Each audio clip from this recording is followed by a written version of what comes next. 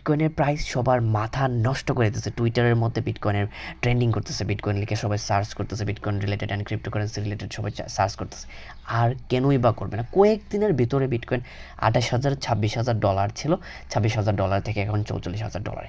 যারা নতুন তারা ভাববেন যে এখন বিটকয়েন 44,000 ডলারে গেলেই কি, 26,000 ডলারে গেলেই কি।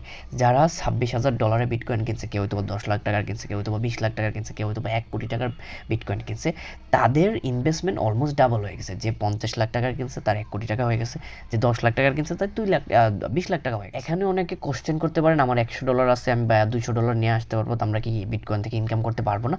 হ্যাঁ, বিটকয়েনের মধ্যে ট্রেডিং করে ইনকাম করতে পারবেন, ডেইলি বাই সেল করে আপনারা ইনকাম করতে পারবেন।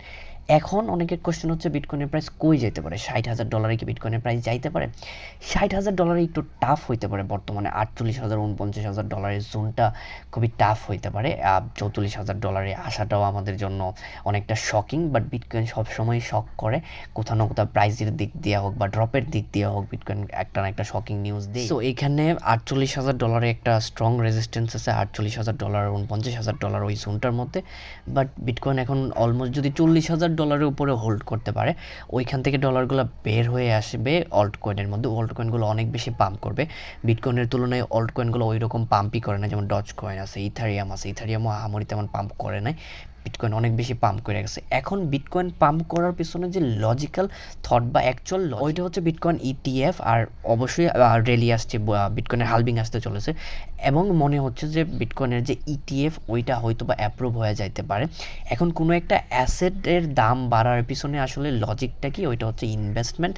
আপনি চিন্তা করেন, আজকে যদি কেউ গোল্ড কেনার জন্য রেডি না হয়, তাহলে গোল্ডের দাম ক্র্যাশ করে যাবে। এখন গোল্ডের দাম 60,000 কেন বা 1 লাখ টাকা কেন যাচ্ছে? কারণ 1 লাখ টাকা দিয়েও কেউ কেনার জন্য রেডি হচ্ছে।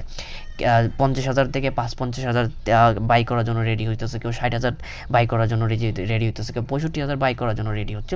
যত মানুষ বাই করার জন্য রেডি হবে তত বেশি প্রাইস বাড়তে থাকবে। বিটকয়েনেরও সেম ক্ষেত্রে 26,000 ডলারে কেউ বাই করছে, তখন 27,000 ডলারে গেছে, 27,000 ডলারেও বাই করছে, দেন 28,000 ডলারে গেছে, 28,000 ডলারে বাই করছে কেউ, দেন 30-35,000, এইভাবে করে 44,000 ডলারের আশপাশ বিটিসি আইসা পড়ছে। এখনও যদি বাই করে তখন আস্তে আস্তে আরও দামটা বাড়তে থাকবে, but there is a strong possibility এখন কিছুটা বাইং একটু স্লো হইতে পারে। এখন এই জোনটার মধ্যে হোল্ড করা ট্রাই করতে পারে বিটকয়েনের মধ্যে। লাস্ট কয়েকদিনের মধ্যে billions of dollar, $100 billion investment পড়ছে।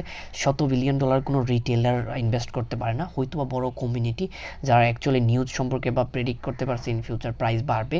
নইলে শত বিলিয়ন ডলার কোনো জোক না যে শত বিলিয়ন ডলার তারা বিটকয়েনের মধ্যে ইনভেস্ট করে এমনিতেই লস করার জন্য রাইখা দেবে।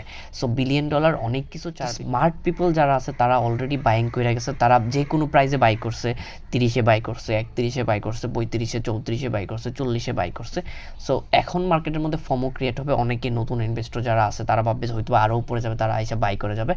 যারা বাই করতে চান তারা একটু স্লো হন, একটু থিঙ্ক করেন, কারণ যখন 16,000 ডলার ছিল তখন আমরা চিল্লায় বলছিলাম আপনারা বাই করেন, বাট তখন কেউ কিনেন নাই। এখনও একটু ওয়েট করেন, ওয়েট করে দেখেন আসলে এখন কি হয়, আর একটু প্রাইসটা ড্রপ দেখে একটু নিচে আসুক বা ওভারঅল মার্কেটে কোন দিকে যায় ওইটা বলা যাবে। আর 8-10 দিনের ভিতরে আসলে কি প্রাইসের মুভমেন্ট হইতে পারে ওইটার জন্য একটু ওয়েট করেন। যারা ছোট ইনভেস্টমেন্ট করতে চান বা ছোট ইনভেস্টমেন্ট নিয়ে ট্রেডিংয়ে আসতে চান, তাদেরকে বলবো তারা অবশ্যই আসতে পারেন, এখন ট্রাই করতে পারেন, কজ মার্কেট অবস্থা খুবই ভালো এখন একটা সময় মার্কেটের মধ্যে আসার। সো আপনি ছোট ইনভেস্টমেন্ট নিয়ে আপনি ট্রেডিং করে ডেইলি ইনকাম করতে পারবেন। যেমন বিটকয়েন যখন 16,000 ডলারের থেকে এখন বর্তমানে 44,000 ডলারে আসছে। সো 16,000 ডলার থেকে এক লাফে 44,000 ডলার আসে নাই, 16 থেকে 17 গেছে, 17 থেকে 18 গেছে, 18 থেকে 19 গেছে, এইভাবে করে প্রাইসটা বাড়তে থাকছে।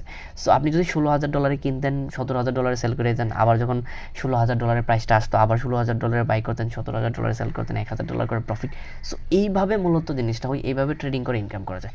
আপনার 16,000 ডলার নাই থাকতে পারে, আপনার 100 ডলার আছে, আপনি 100 ডলার দিয়ে কিনলেন, আপনার 20 ডলার প্রফিট হলো, 30 ডলার প্রফিট হলো ডেইলি, বা 10 ডলার প্রফিট হলো, তখন আপনি সেল করে দিলেন, আবার যখন প্রাইসটা নিচে আসলো আবার বাই করলেন। তো এরকম অনেকগুলো কয়েন আছে যেগুলোর মধ্যে ডেইলি কেনা বেচা করে বেশ ভালো পরিমাণ প্রফিট করা যায়, ওইটাই মূলত ট্রেডিং। যারা শিখতে চান ইন ডিটেল অবশ্যই আমার টেলিগ্রামের মধ্যে আসবেন বা আদার কোনো প্ল্যাটফর্মের মধ্যে আমার ইনবক্সে নক দিবেন, I will contact you. Thank you so much for watching this video. Next ভিডিওর জন্য ওয়েট করবেন।